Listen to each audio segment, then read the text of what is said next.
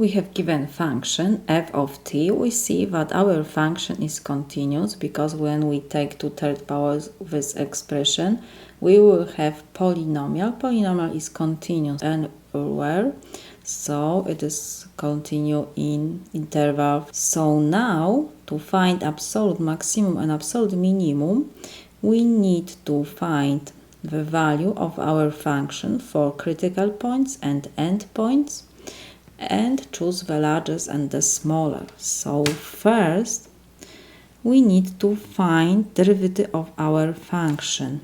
F prime of t is equal, we have to copy the power 3 times the whole expression inside parentheses will be 3 to power minus 1 times.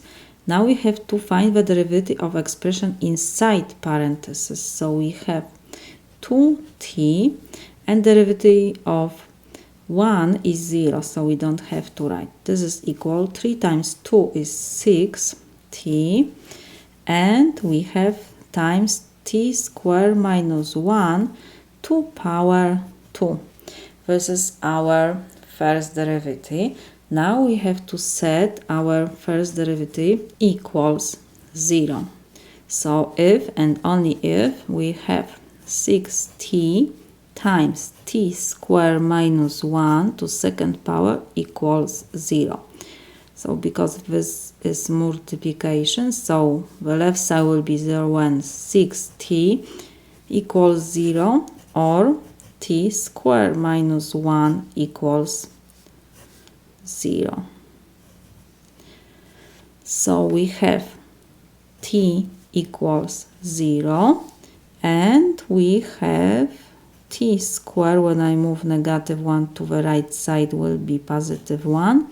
So t is equal plus minus 1.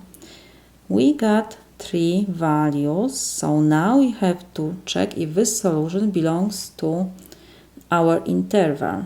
0 and negative 1, positive 1 belongs, so it means we have 3 critical points. So now we have to find the value of these critical points and endpoints of our interval. So we have f of 0 is equal, we need to replace t in our general formula by 0, so will be 0 to second power minus 1 to third, this is equal negative 1. Now we have f of negative 1 is equal negative 1 to second power minus 1 to third, this is 0. F of 1 is equal 1 to second power minus 1 to third, this will be 0. And we need the value, we have negative 1 already, so value of our 2. So we have f of 2 is equal 2 to second power minus 1 to third, this is equal 4 minus 1 is 3, 3 to third power is 27. So we see that the largest value is 27. So it means this is our absolute maximum.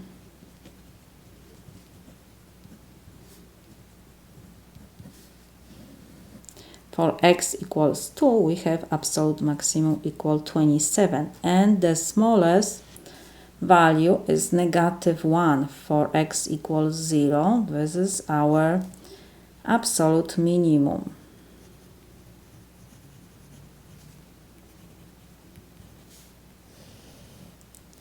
This is my solution.